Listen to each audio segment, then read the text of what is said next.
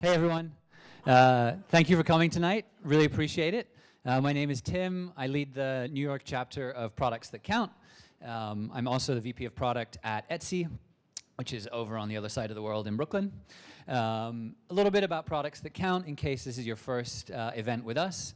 We are a network of around about 200,000 product managers all over the world, one of the largest in the world, as our slide nicely calls out.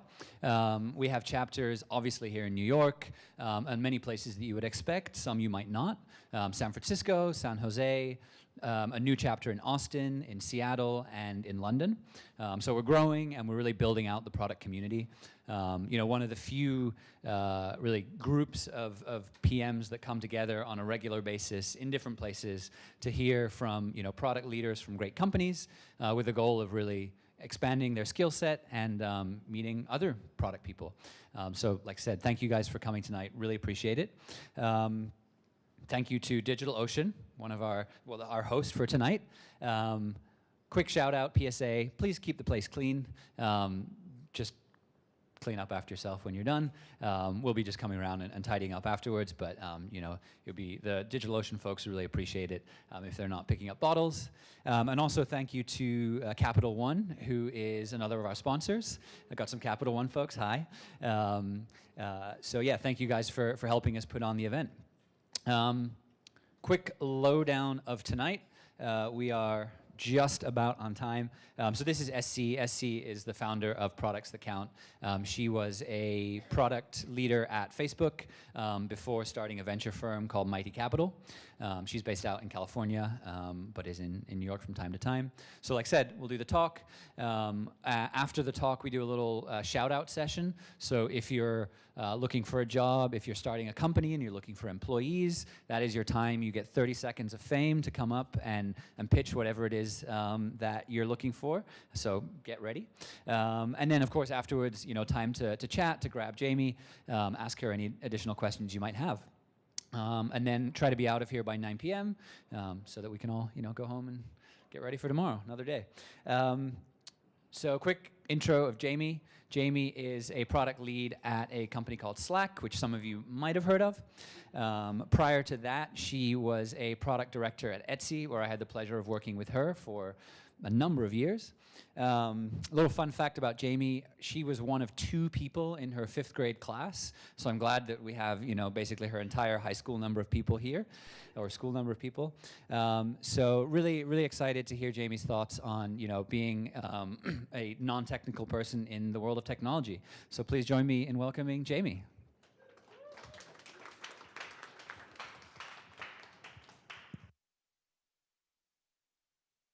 Thanks for hanging with me while I figured out my microphone.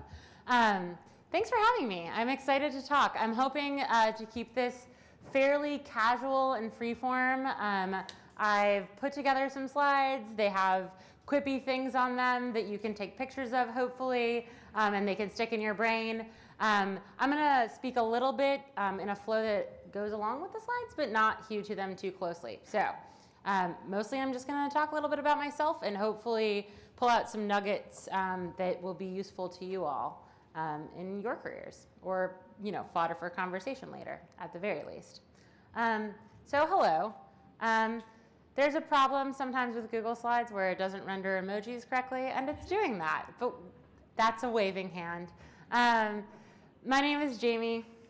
Like Tim said, I'm a product director at Slack. I work on things like search and machine learning.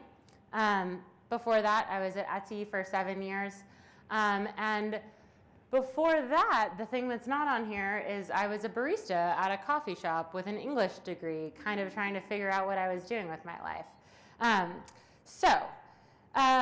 Like Tim said, I want to talk about what it's like to be a non-technical PM. I didn't study technology. When I first landed a job at Etsy, my previous job had been a barista at a coffee shop in Cobble Hill, actually. It was called Ted and Honey. It no longer exists. But I had some management experience. I had some operational experience. I had a lot of liberal arts experience. So I wrote massive papers on things like James Joyce and a concept called mental theater, or another paper on language and is it like constitutive or performative, very esoteric things. I was a lead or like a captain of basically every club I was ever in, knowledgeable, speech, very cool things like that. So I had critical thinking skills. I was a leader, but I didn't know anything whatsoever about software. And I think the thing I want everybody to take away or think about is like every person you work with was non-technical at some point. I'm not non-technical now. I'm pretty technical. I can have a conversation about APIs, what we should do server side, what we should do client side. I work on problems related to search and machine learning, which are interesting bits of technology that you have to be able to think very abstractly and analytically about. I am kind of an engineer's PM in a lot of ways. If you talk with engineers who've worked with me before, I like to get deep into the concepts that we're building. What's the data model? I go deep. But I didn't know anything about technology when I first started my career. Kind of like probably the person who is the engineering director on your team didn't know anything about technology until he sat down with, or she sat down with her parents' computer and started digging into the command line. Everybody has the ability to become technical at any point in their career. And I think that that's important to think about. So how did I do that? So zoom back in time, it's 2008. The economy collapses. I have a bright, shiny English literature degree, very useful in the market. I live here in New York. Everything is falling apart. And the publishing job that I thought that I was gonna get to sort of like bide my time while I figured out the next thing, it just disappeared. It didn't exist. And now where there used to be 10 people in that job, there's one unpaid intern who gets a Metro card. And so my career prospects were pretty garbage. And the coffee shop that I was working at started to fill up with all of these writer types and creative types. Again, it was in Cobble Hill, very creative neighborhood, artsy vibes, very Brooklyn, especially, in 2008 when this was happening. And everyone that came in was, saying, I'm gonna have to work at this coffee shop job, literally telling me that they were coming for my job because none of the publishing jobs I wanted existed anymore. And I say this because I think, this is gonna keep happening. The economy is gonna keep changing. More and more people are gonna have to figure out new skills. And even the jobs we have today, what it means to be a product manager today, probably not the same in 10 years. So like that moment of coming out of college, the industry I thought that I was gonna just join and be a part of completely blew up, disappeared, and turned into a digital company, like a bunch of digital companies doing publishing in a way that I guess I would say required a lot less people and was very different than what I would have wanted to get into. So I have no career prospects. What do I do? It took me about like 6 months to decide on getting an English PhD because that's obvious. It's the next thing. You go to school, you got this degree, next thing, go to school, get that degree. But I wasn't a dummy. I wasn't just going to get any English PhD. I was only going to get a very fancy English PhD because your job prospects are garbage and they're slightly less garbage if you have a degree from, say, Harvard. That didn't work out. Turns out many people had the same idea I did that year, and it was very, very difficult to get into PhD programs. That's great. Best thing that ever happened to me. Wonderful move. So plan B was I was going to go to Korea and teach English. I feel like if you were a person with a lot of student loan debt in and around 2008, this was like a pretty common path for folks. You go there, you get your 25 grand, you come back, and half your student loan debt is gone, or a quarter, and you're great. So that was my plan. And I had one good friend who just basically convinced me the plan was stupid, super stupid, because who cares about Korea, and you don't want to move there anyway, and like, you love New York, and I had moved back to Minnesota at this point, and she was just like, move back to New York, sleep in my bed. I'll stay at my boyfriend's place. And I have this friend who works at Etsy, and she just loves it. It's great. It's super creative. They have health insurance, so that's a big win. And they're hiring for like entry-level positions. I don't know. She moderates the forums. She seems to like it a lot. You just talk to her or just apply. So I applied to the job at Etsy, entry-level customer support representative. And I emailed this woman, Nikki Skarstad, who is now leading product at The Wing, recently left Airbnb, who was the forums moderator, and said, hey, I like this job. I am thinking about applying. And she recommended me without ever meeting me, which is funny. We're very good friends now, and both are product managers, coincidentally. So anyway, I took a bet, and I kind of followed the opening that was presented to me. It wasn't obvious when I decided to take that job that I was going to be a product manager. It wasn't obvious to me. It was definitely not obvious to anybody else. I didn't know I had any skills. I thought I was, basically somebody who knew how to make coffee and write papers and, coach a speech team. But I didn't know how that translated into anything having to do with real work. So basically, I had to rely on sort of this phrase. I'm stealing this from April Underwood, roughly quoting her. She used to lead product at Slack. And when she talks about becoming a product manager from a non-technical background, she said this: it doesn't matter what you did before. What matters is that you were good at it or that you did it well. So when I started as a customer support representative, I had no idea how to write customer support emails, but I did know how to move people through a line quickly and get them on to the next thing, coffee shop style. So I just did that, lots and lots and lots and lots of that, which then turned into how do we build tools to make this better, which then sort of put me in touch with a product manager or two, some engineers, maybe a designer. I also started looking at all of these tickets that all seemed really similar. And instead of thinking, how do I get these people through the line faster, I started to think, what's the real problem here? Like, it seems like that we could easily reduce all of these close my account emails if we just made it easier to close your account. Or it seems like, we could deal a lot better with our spam problems if we had ways of reporting spam on the website.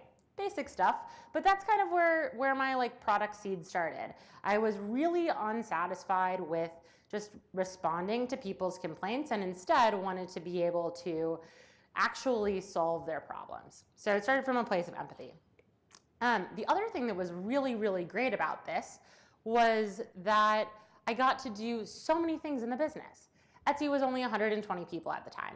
And at the time, there was not a lot of process built up. So if you didn't get your item on Etsy, you would write in, and then we would maybe write back to you. We would maybe write to the seller. It was not really like a thing we were actually managing because all of that happened on PayPal. And so it was PayPal's problem, and we just kind of cared. But as the company was getting more serious and we were building out our own payments platform, we were taking on a lot of actual risk, and we had to get a lot better at these systems. So it was a little bit right place, right time. But I was able to sort of think through the whole payments problem, think through the whole copyright infringement problem, think through the whole billing and legal problem from I'm a person answering an email standpoint, but it helped me build a lot of empathy with other folks in the business. I also then was able to translate that into internal tools. So I was now the product partner for all of these internal consumers of my work. And that was great. I started to get pretty good at product. And then a whole bunch of other stuff happened. I ended up working on user-facing stuff, ended up working on the search team, blah, blah, blah. We'll get into that. But I think the thing that's next is I'm gonna switch to a bulleted list for the rest of my story. So the first thing I think that's important for a non-technical product person is that really any product person, because this matters maybe even more if you know how to build things yourself, is that you have to seek out new knowledge. So I came to a business with a very particular background in customer support that was in person. I didn't know how to do a lot of things. I didn't understand anything about the technology. The thing that motivated me in my first 6 months or so at Etsy, this new company, was understanding what was happening around me. I didn't know anything about the internet. I had no idea how 100 people could work at this website. That made 0 sense to me. And when I would tell my friends I work at Etsy, they'd be like, "Oh, great, that's so cool. How many of you work there?" I was like, "Seems pretty big. Like, there's probably like 25 people there." And I'd be like, "No, it's like 100." And they would be like, "What do they do?" Because it's just really not obvious, right? Like, it seems like if you're familiar with like WordPress or something like that at the time, it was like, yeah, you just get a guy, he like does some CSS, and then the thing goes. And like, you don't know things like databases. You don't understand things like CDNs. Like, you don't know how the internet works, how you write to a table, how data is persisted throughout the system. So I really, really wanted to know how that all worked. I wanted to know why the site was going down 5 times a day so that I could feel empathy for the engineers who obviously seemed very stressed out about this, and so that I could really better convey to our customers, what was actually happening. When people started writing in with lots and lots of tickets, lots of bugs, I would always ask the engineer sort of like, what's happening here? Like, I would want to know a little bit deeper. So what did I do? I became really, really good friends with lots of engineers by pestering them to tell me what it was they did.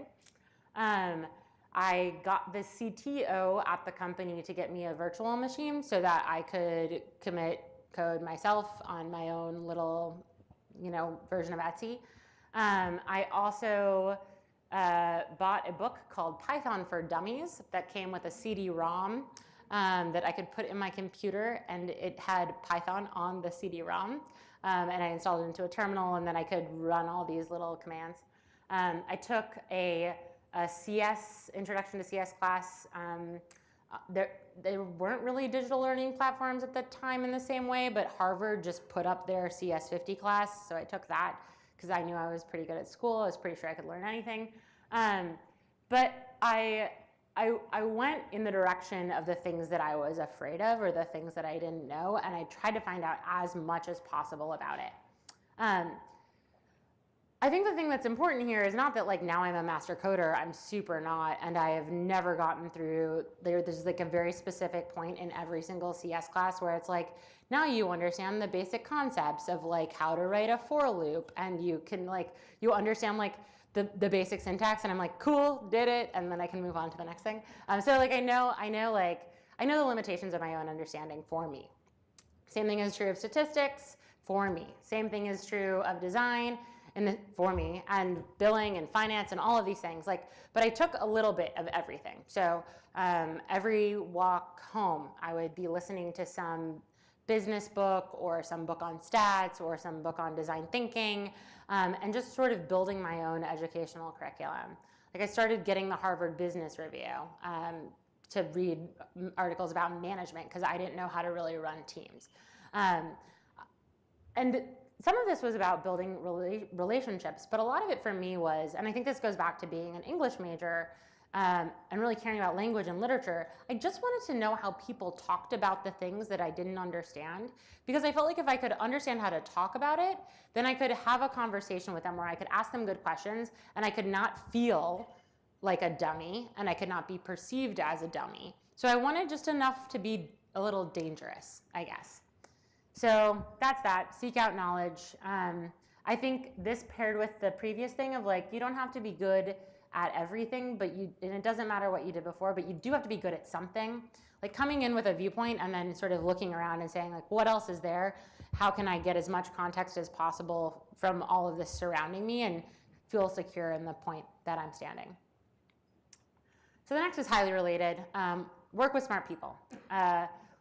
I've tried in my career to seek out people who are smarter than me and work with the people who I think I have the most to learn from. So at Etsy in particular, this specifically looked like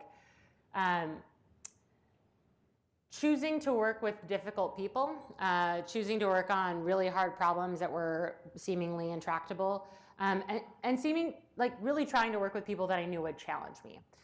So I did a bunch of stuff at Etsy. One of the things I did was work on the policy change to allow for sellers to work with outside manufacturers. Most of you probably don't even know that that's a thing that exists or ever happened. Even if you're a die-hard Etsyer, or maybe if you're a seller, you would know. But for most people, like, this isn't a thing. Inside of the company, it was an existential crisis. It was like every day, people were freaking out. We're losing our soul. What's happening? How could we be this way? We're selling out. All of the sellers are going to leave. It's so dangerous. This could ruin the business, is sort of how it felt. So I did that. We didn't ruin the business. Everything was fine. Etsy is thriving. Many other things happened in the story, like the story of Etsy, that were far more dangerous than this thing. But you know, we launched it, and I left feeling entirely exhausted, like fully 100% exhausted by having to kind of be the person in the room who knew the most about the thing.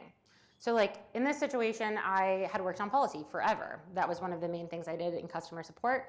I was highly acquainted with our customer support policy and workflows. I was also really good at writing, so I wrote a lot of the policy. I worked really, really, really closely with our comms team. I knew all about policy enforcement workflows, so we built all of the policy enforcement workflows. And in so many of the rooms that I was in, I was really bringing all of the expertise. There had also been some like changeover in personnel, so I was really the person who had the most context on this problem of anybody at the company. So the move after that was sort of like I could take on this new business area that we were creating because we had this new policy change, and now we were going to need a marketplace for manufacturers. And there was this greenfield, bright, shiny product position waiting for me there. And I didn't want to be the smartest person in the room on this thing anymore. I was also very aware of the fact that I was not that smart at this thing. Like, I did not know anything about manufacturing at all, and like they should definitely have somebody who knew something. And I was afraid of I guess, of the trust that they had in me in this situation, and I didn't feel like I would be challenged in the right ways. So I told the person who was leading this exec sponsor for the product that I didn't really want that job. And then I was kind of like free floating, like, what do I do? And I remember this very clearly because my boss was leaving, and I didn't have, it was just a new manager / no manager suddenly. So I didn't know who to tell about my career plans. So I decided the best thing to do was probably just to email the CEO directly, because there was like no one else to talk to. So I sent Chad Dickerson was the CEO at the time. I sent him an email and I was like, hey Chad, I've thought about it a lot. This is what I want next in my career. I want to be the search product manager. And they're like, for context, the search team was the most sort of abrasive, cowboy-esque group of engineers at the company. They were trying to convince the CTO that they should have a circular reporting relationship where they all just reported to each other so that they didn't have to report to anybody. This is true. There were like multiple meetings about this. I was friends with a lot of them. They were the people who taught me how the internet worked. But we had never worked together on any project, so it was kind of high risk. And they definitely had very, very strong opinions and a lot of domain expertise in search and shopping and all of the things that I would be working on with them. So it was highly risky, but from my perspective, it was the place where I could learn the most. Like, these people had deep expertise in the thing that they were doing, and they had been building up tons of like tooling and best practices. Like, we were one of the earliest companies to have like A/B testing at scale. The data group that was like partnering really, really closely with this team was like building a name for data-driven product development as a core competency of Etsy's. At the same time, we had a lot of like trepidation internally that maybe we had gone too far on data-driven and we needed to bring more humanity into the space. And so it was going to be challenging, but in totally different ways than this policy thing had been.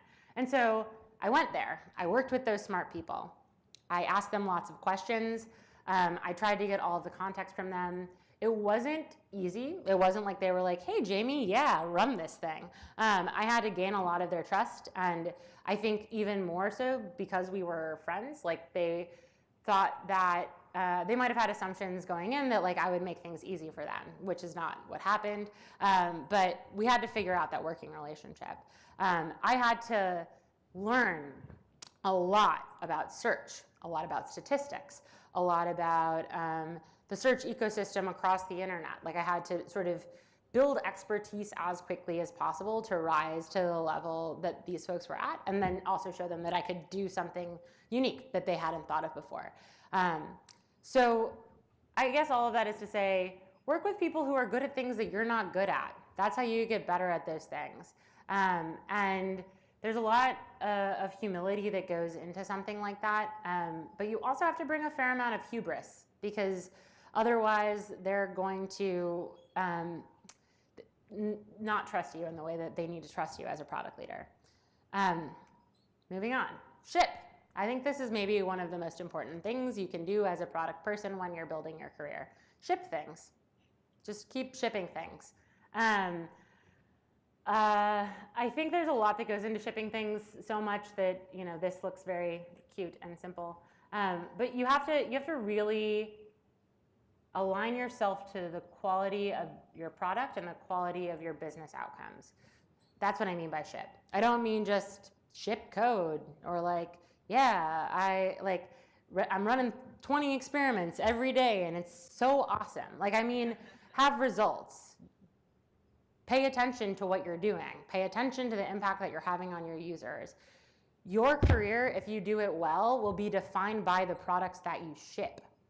All of this other stuff is great. You can be a great manager. You can be a really, really good like people person in your company. You can bring disparate folks together. But if you're not shipping products that have an impact on the business and on your users, and I think honestly, like in whatever little corner of the world you're trying to operate in, you're not actually living up to your potential as a product person. You're a product person who has yet to fully realize. And I think shipping things makes you feel good, and it makes you understand that you're good at all of the other stuff. And it also means that you have another mode of satisfaction. It's not just like how many, you know, people can I get internally to buy into my thing? That's great. It's really great to have a lot of internal buy-in. Or how, you know, frequently have I been promoted? I manage product managers. It's obviously top of mind for everybody. But really, like, you're doing something for people. It's great. That's why we're all here. Do that. Just keep doing that. That's important. I think this is also really critical. So I said just now, you shouldn't only pay attention to how much you're getting promoted. You should also pay attention to how much you're getting promoted. My whole career has been the product of a lot of things. It's been the product of luck. I happened to join Etsy at a time when it was very small and I could build a lot of skills on the job. I happen to have a manager who is now the head of product at Etsy, but was not the head of product at Etsy at the time by any stretch of the imagination. But she built a role for me as a product person. She relied on me heavily to think about the product implications of the product, and she really advocated for me. But I also had to advocate with her. I had to let her know that that's what I wanted. She couldn't do that without my input. And I wasn't easy. Like, I would go into every single one-on-one and be like, I love this job. This job is really great. The only thing that makes me not love this job is this title and this paycheck. So like, we got to work on that. We working on that? And we were working on it. But you know, you kind of had, I felt like I had to have a drumbeat. And like I said before, I wouldn't have worked on search if I hadn't sent that email to the CEO. I wouldn't have been able to build a career as a manager and a leader in this space if I weren't willing to stand up and say like, no, I know what I'm doing. I know what's right. I'm right here. Like, I deserve this. I can do this job. Getting really comfortable just standing up for yourself, I think. I think a lot of the time, especially if you're more of a non-technical product manager, you can find yourself in more of a this is a wonderful thing to be in, but in a servant leadership role where you're sort of bringing all the really smart people on your team together and you're synthesizing ideas and you're really like there for the team. And I think the best product managers are there for the team, but you can't be there for the team if you're not there for yourself. You're not going to have influence across the organization to get your team's ideas out into the world if you don't have the respect of the people around you. And you do that by like building relationships and by, influencing people. Everybody talks about leadership through influence as a product manager. It's very important. But you also have to say like, no, like this is important to me and I'm not going to do it unless you like give me the right position, give me the right resources, give me the right title. Like I need these things to be able to do this job well. And that's the framing I've always used, and it's always worked really well for me. The other thing, there was another one. Guys, there's one missing. I don't know what happened. The next one was, and find allies that'll do the same for you. So the thing that's missing is that you have to build those relationships with everybody else too. You can't just advocate for yourself. That's crazy. You look like a crazy person then. You have to build bridges across the organization so that when everybody's having a conversation about Jamie and what should Jamie do, everybody has lots of good things to say about you. And not because you're going around schmoozing with everybody, but because you've actually helped deliver value for them. You've made their job a little bit better. And maybe that's because you actually went to go talk to the legal team before you started building your product and you cared about what they had to say. Not because they were a checkbox on your list of things to do to ship the thing, but because you really cared about what legal needed from this product of yours. Because they're part of the business that you're serving. Or when you go to customer experience and let them know in detail what your launch plan is, bring them to your team meetings. You've got to sort of really seek out new knowledge and build those relationships with people across the organization so that you have a whole crew of people who are out there sort of saying you know what, you're going to be able to do it awesome. Jamie's great. Or, hopefully something along those lines. So that's sort of me. And I know I talked a lot about Etsy. I also have a really, really, really great job at Slack where I've done exactly these same things. One, why did I go to Slack? I really understand the business at Etsy. I know a lot about how e-commerce marketplaces work. I feel very well versed in that problem. I like search and machine learning. I wasn't working as much on search and machine learning at Etsy. And also, search at Slack is a crazy problem. It is very unsolved. You can tell if you try to use the product. It's getting better all of the time, but we've got a lot of opportunity. And it's an incredibly exciting space to work in. And working inside of a B2B company is super hard and interesting and very, very different from working at a consumer company. I'm working with smart people. I followed some of the smartest people that I knew at Etsy over to Slack, and I'm working with them now. I also really admire a lot of the folks I met in my interview process, and I think Stuart Butterfield, the CEO, has a lot of really interesting things to say about business and the future of work, actually. So that was important. I went there, the first thing I did was ship. I shipped an autocomplete, and then we shipped a bunch more things. Search has gotten a lot better over the past year, and that's given me a lot of clout in the organization to be able to do more things, like advocate for myself. I started off in Slack. I was so curious and so ready to seek out new knowledge and work with smart people that I went from being a director at Etsy to being a senior product manager at Slack because there was opportunity there. I'm a director at Slack. It's been a year and a half. So there's a lot you can do with this nice 4-step, 5-step program to sort of trust yourself, right? You can get in there and you can do a lot if you do a lot. So that's it. I also like to tell product people this, especially people who are starting off just in their early career, but I think it makes sense when you're mid-career too. Stay curious. The way you get better is you learn more things. You ask good questions. Those good questions lead to the information that you need to make good decisions. Good decisions lead to good products, lead to happy users and great business outcomes. So that's my talk. I'll answer any questions.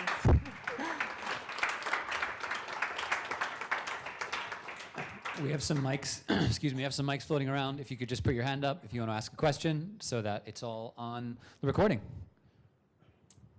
Great. Hi, thank you so much for coming. I have 2 questions for you. One is, why were there only 2 people in your 5th grade class?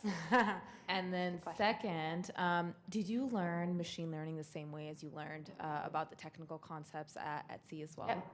It's a really good question. The answer to the first question is not because I went to a very elite private school. This is a public school in Lincoln, Nebraska. And I don't know if you know about this, but for a long time, Nebraska never consolidated their rural school districts because you would have to bus kids like half a day to get to a school that would like meet the requirements, and they were gonna have to board people, like have public boarding schools, basically. It's crazy, but true. And so I was one of 2 people in the 5th grade because there were only 2 people in the 5th grade, and the school was literally 35 people, so we're like bumping up on that in here right now. So that's that answer. It was a very interesting experience. It's very strange. I was only there for that 1 year, so it was just the 5th grade year. And then how did I learn machine learning? So it's very similar. I don't do machine learning, strictly speaking, I guess. Like, I'm not, setting up jobs and I'm not running MapReduce jobs or like setting up a TensorFlow infrastructure or anything like that. But I've read a lot of papers on basic machine learning models. I try to dig in with the team on whatever it is they're working on. I think the thing that's been really critical for me in machine learning is asking good questions, like what is this model trying to produce? What is it optimizing for? What are the features that we've added to the model? So it's a lot of like, if you understand the semantics of sort of how machine learning works, you can ask the questions that will get the machine learning people to sort of like the right switch will flip and they'll be like, oh, I hadn't thought of that. Oh, I'll consider that.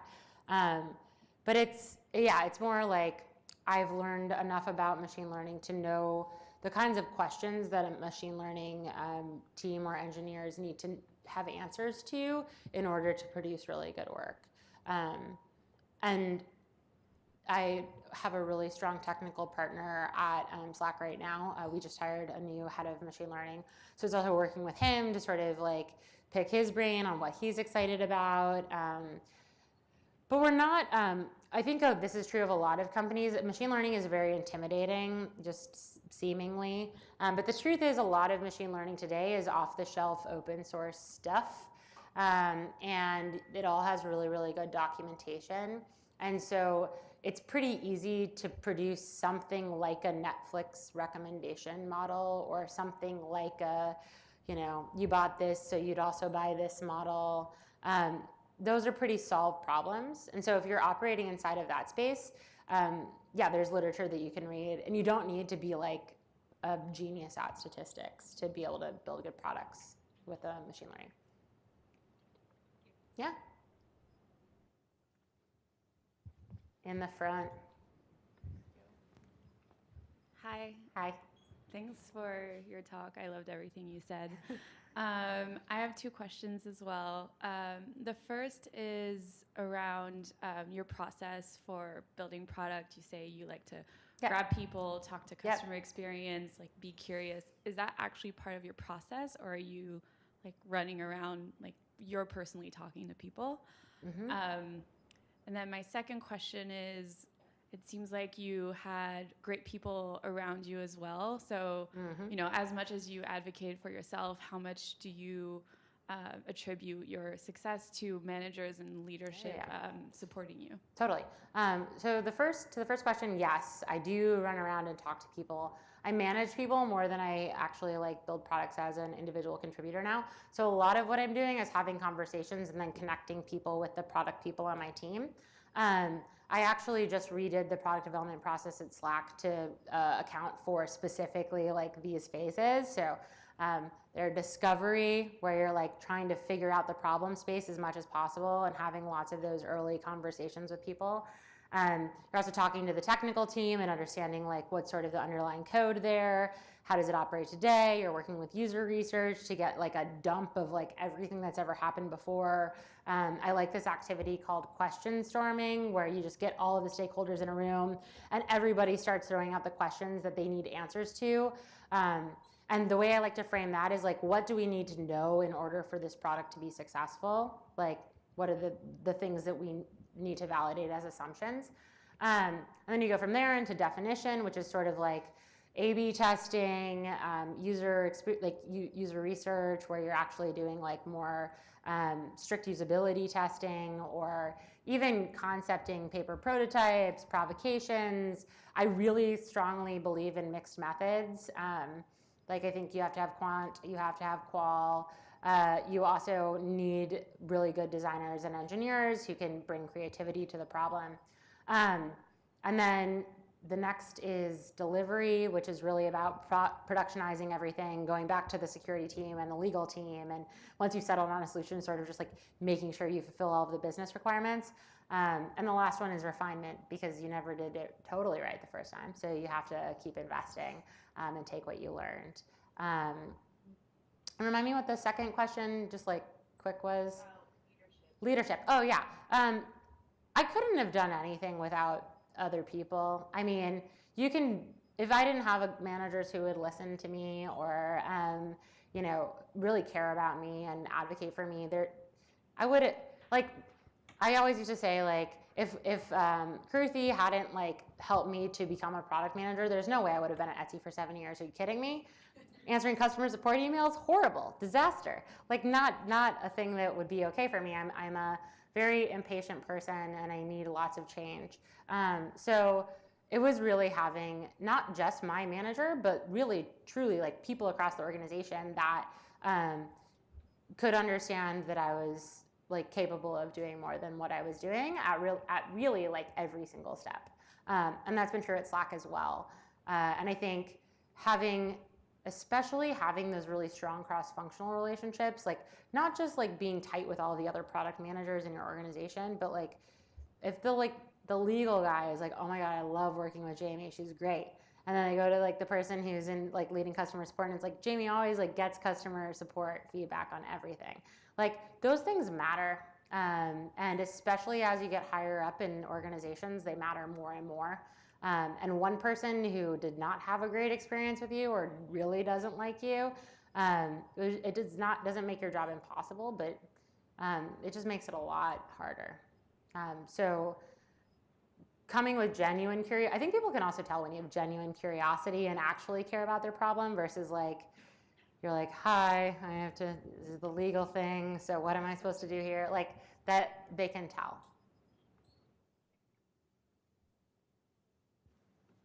Hey. Hi. So as a non-technical project manager, or product manager, sorry. It's okay. You know, you manage people who are probably kind of smarter than you in a technical sense. Oh no, they're right? not smarter than me. They just know more about computers than me. Right, exactly. So you have the business sense, they might have the technical sense. Yeah. How do you keep that, how do you earn their respect to the point where, you know, you don't enter the room and say, you know, we're going to cure cancer, this is our next project. How do you kind of keep something realistic, but also manage that cynicism, I guess, of the engineers? I mean, I think you have to talk to them about what they do well. You have to, if you want them to treat you like an expert, you have to treat them like experts. And I think coming to them with questions that really allow them to demonstrate their expertise is very helpful. I think there's a fine line there where you also don't want to seem stupid. So you don't want to sort of be like, I don't know, you're the tech person, you do it. So it's really more about like, this is what I want to, saying something like, this is what I want to do, this is where I think we could go. I need you to help me understand how it could be possible, if it's possible. Like, I don't know what's hard or what's easy. So like, can you walk me through the code here? Like, just tell me a little bit about how the system works. And like giving them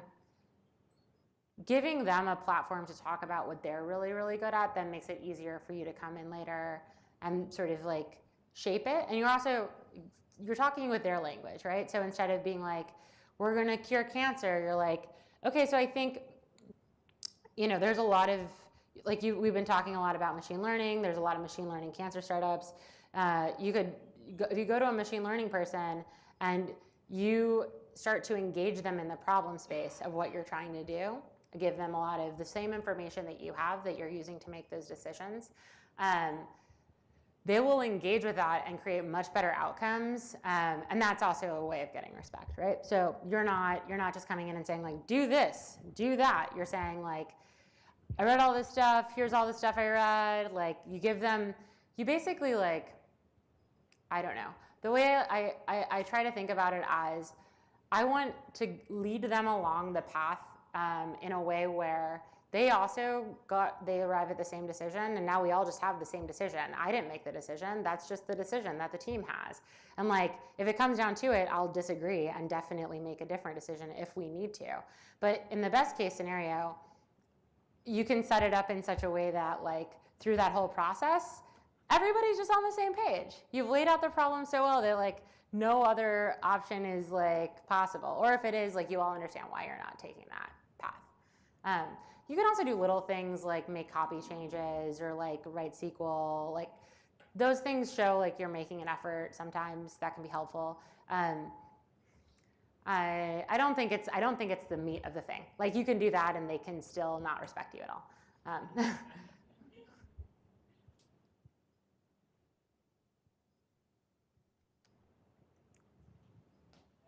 That's okay. So you spoke a little bit about the strength of the analytics practice at Etsy, and I'm curious, like, what makes a good analytics practice at a product company, and how can we as product managers use analytics in a better way? So that's interesting as a concept. I think the ecosystem has changed a lot since when Etsy was first building its A/B testing platform in 2011. So, but I think a lot of the pitfalls that we actually encountered later on, I think are the things that if you account for in the beginning, you can build a really great data practice. So I think you have to understand a bit about your business and what you care about, and you need to log things, and you need to log them well. So example of a thing that we messed up. For a long time, we didn't understand what our sessions were. So like we didn't know like what the denominator of the thing we were counting was. And we had a whole bunch of business assumptions around like what conversion rate meant and how it was behaving and blah, blah, blah, blah. And then we realized that we were looking at something much different than we thought we were looking at. We had to kind of unwind everything. That happens over and over and over again, and it'll happen even in a good data practice. But questioning the data, I guess, is sort of the next thing. So, perfect world, you understand your business fully. Yay, you log everything. Yay, you watch the operation just happen, and it's a perfect funnel, and everything makes total sense, and you have a very, very simple ecosystem. That's not how software works at all. I hate to sound like a broken record, but you have to ask a lot of questions about the data that you're getting.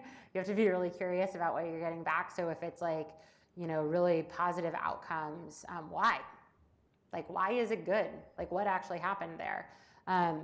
If it's really negative, same, like why? I think there's a danger in data-driven development of building a thing, testing one version of it, walking away and being like, well, it worked, or well, it didn't, and not really asking any questions after that.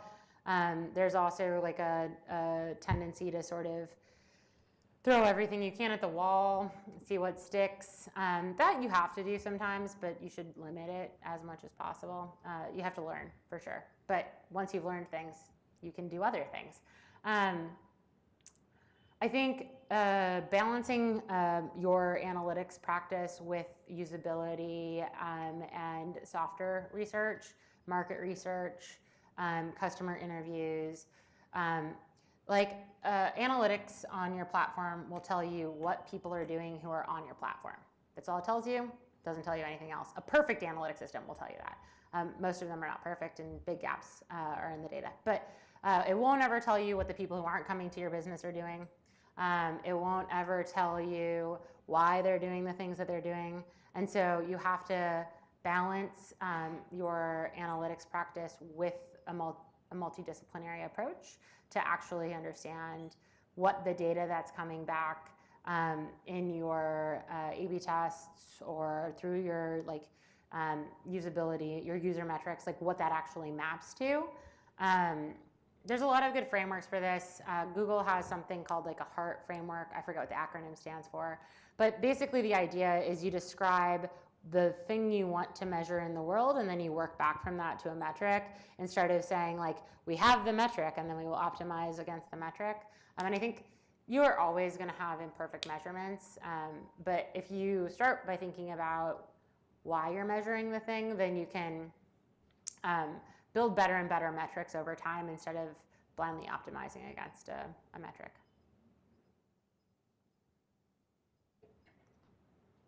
Thanks. Actually, I kind of want to build off that your last answer. What are some like common? You kind of touched about it a little bit on the analytics side, but what are some common pitfalls that like a non-technical PM will run into that they should avoid? Yeah.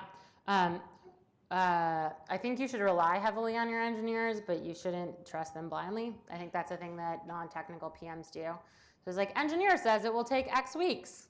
Guess it takes X weeks. And then like, engineer comes back, oh, it looks like it's going to take 2X weeks. Oh, guess it's going to take 2X weeks. So I think like, the common pitfall there is you trust them on the estimate, or you trust that they're operating with all of the information.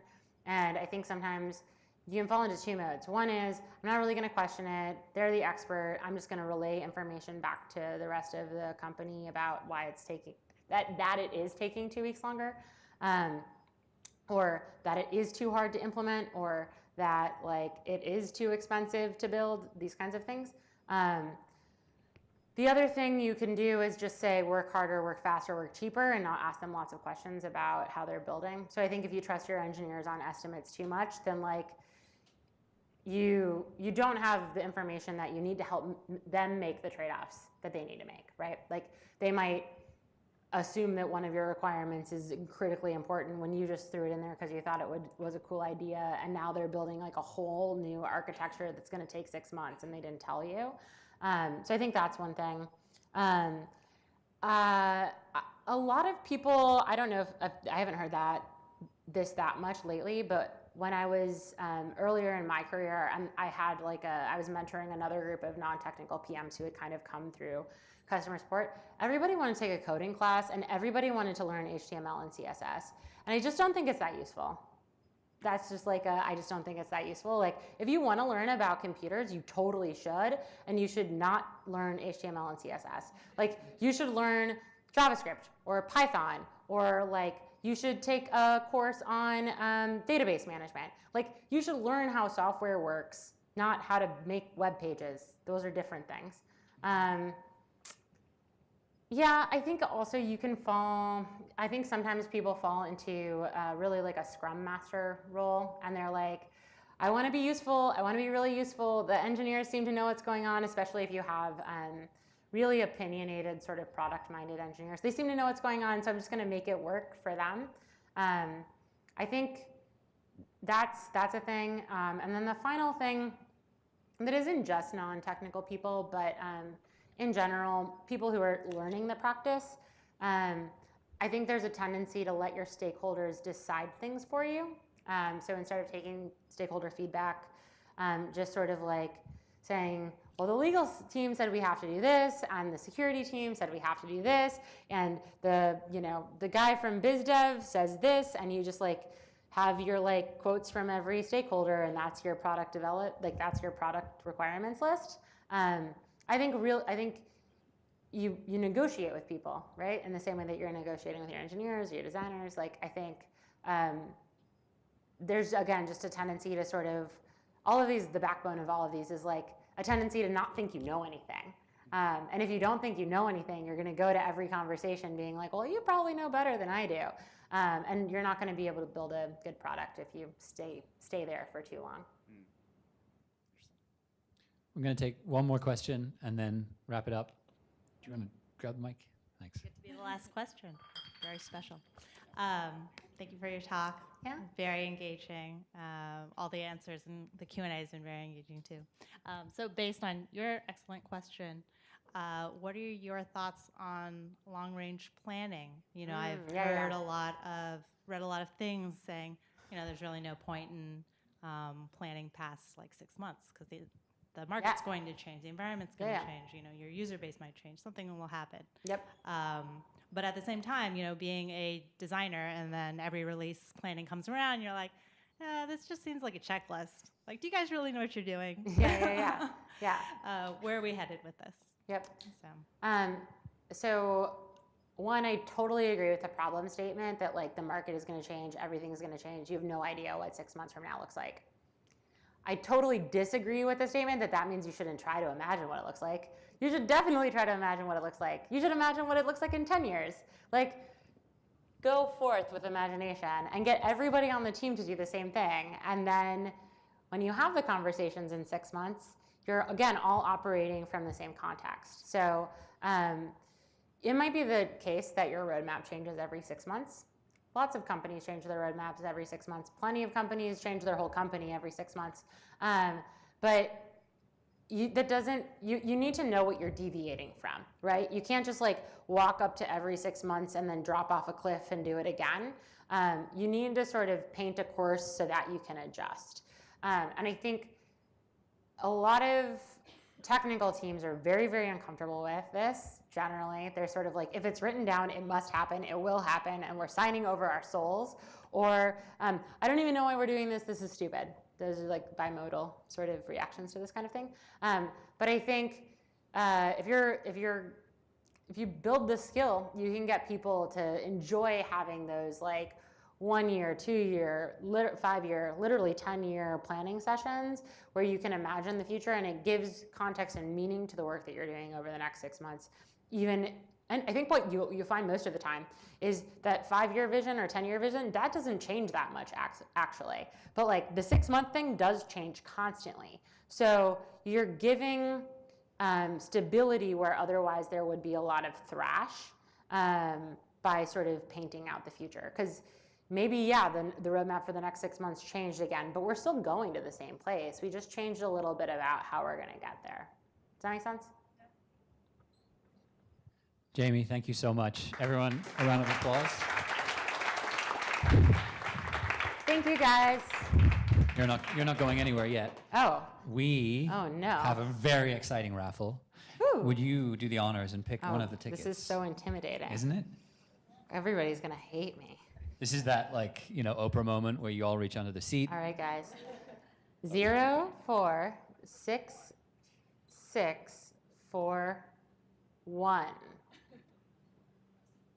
Anybody? Yes, oh, we have a winner. You are the proud new owner of some Digital Ocean slippers. Yes, I'm so you're jealous. more than welcome. So mentioned earlier, this is the part of the night where if you want to shout anything out, if you're looking for users for your startup, if you're looking for a job, if you're looking to hire people, now is the time to come up here, grab the mic, and give everyone else, a heads up. And I don't believe there are 0 takers. Yeah? Come on up. Hello, my name's Mark. I'm a product manager at Patch. We're hiring.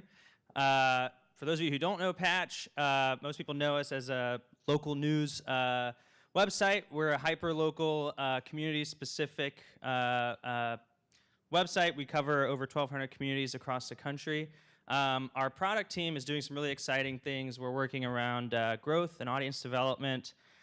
We do a lot of things to support our awesome editorial team. We build them tools to post and share content to relevant communities, take some workload off their place through like automated content, some exciting things like that. And we're also building a user posting platform where people in their communities can create an account, post local events to our calendars, ask questions, talk to their neighbors about things that are happening in their community, post classifieds. Lost dogs is like a huge vertical for Patch. We found a lot of people's lost dogs. So it's an exciting place to be. We operate in the black. We're not like just burning through somebody's money for a couple of years. So yeah, we're hiring PMs. Our job posting on LinkedIn says junior PM, but we're hiring like all across the spectrum. I've got business cards. Come talk to me if you're interested, please. Thank you. Thank you. Saving puppies sounds like a good opportunity. Hi everyone, my name is Louis. By way of introduction, I was an English major from Bowdoin College, graduated in 2013. Started off my first job working as an analyst at JP Morgan, transitioned over to the tech sector 4 years ago, where I've been working at a startup called X.AI. We're building a meeting scheduling tool that uses artificial intelligence to schedule meetings. I've worked my way up to product manager there, been there for 4 years, and I'm now looking for new opportunities across product management where I can leverage my skills with machine learning, as well as my passion for tech to have more of an impact at scale. So, thanks. I have never met anyone at X.AI. That is incredibly exciting. Amy saved my life so many times. Hey everybody, I'm Shane Blackman. My first day in product management, I didn't even know what an API was, so I was horrendously unqualified to be a product manager at the time. Lots of empathy and awesome enthusiasm for the talk today, so thank you very much. I work at Capital One. We're trying to democratize banking and change banking for good, trying to make it affordable and accessible for everybody in this country. Super exciting mission. We're in the cloud, we have CI/CD, we're actually trying to be a real tech company, unlike a lot of other banks out there. So super exciting journey we've been on, hiring full stack engineers, mobile engineers, designers, product managers, all that good stuff. So if you want to talk, come up to me or any of my fine people here. Yeah, excited to talk to you. Thanks.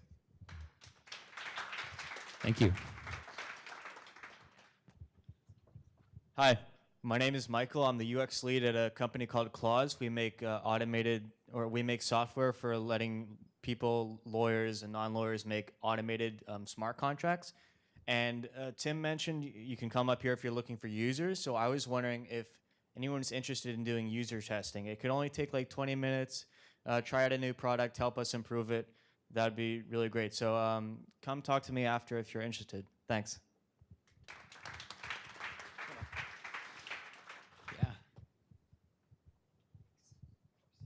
Hi, I'm Bilal. I'm a former founder, and I run a little venture capital thing. But I'm really interested in product management as a field, as a practice, and I've been working on this presentation. And what I'm interested in doing, if anybody is interested in honing their skills in product management, come talk to me. I'm doing these little workshops and just kind of honing the presentation itself. So I'll give you a card, or I'll just write your email, and I'll be doing these kind of ad hoc presentations. Thank you.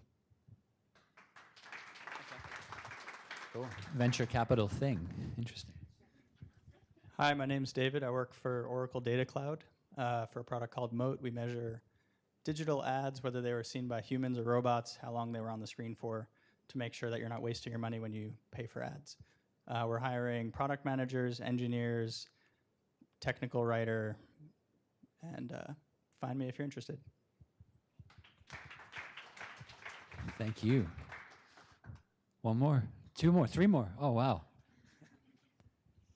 Hi, everyone. My name is Caroline. I'm an experience consultant at Salesforce. My background is in creative project management, and I actually worked at a small firm that was acquired by Salesforce 2 years ago. I am looking to go back into a more creative space and work at a company that, puts design first. I've been particularly interested in design operations. So if anyone wants to talk about that or knows any positions, let me know. Thank you.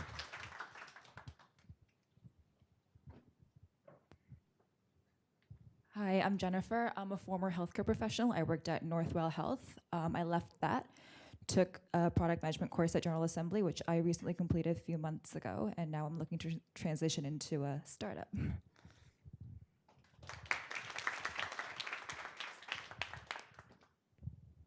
I've been sort of going back and forth in my mind whether or not I want to bring this up because I hadn't thought I was going to do it. But anyway, my company is also hiring. We're looking for a couple of product managers. I work at a company called MobileLink. We do personalization and email, and as well as we've recently expanded into web and display. So we're looking for actually a PM that will be focusing more on that channel expansion / data, as well as a one who's more focused on the content side. So if anyone is interested in that or has any questions, you can catch up with me after this. Awesome. I completely lost track of all the things. Thank you guys for those shout outs. 2 more things from me.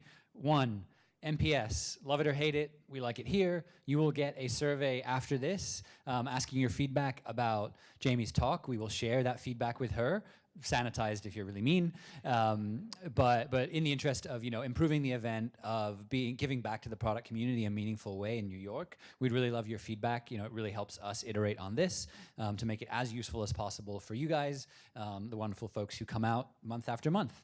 The next thing, final thing, is this time next month, and I'm blanking on the exact date.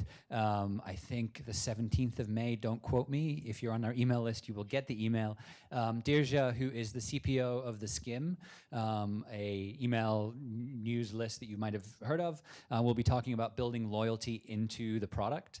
That's something that the Skim has grown incredibly quickly with very, very little kind of outreach. It's been a very kind of loyalty building, word of mouth growth trajectory. So it'll be really interesting to hear her perspective on building loyalty into the product. So if you guys are interested, check out the email, and I hope to see as many of you as possible here back at DigitalOcean this time next month. So thank you again for coming. Really appreciate it.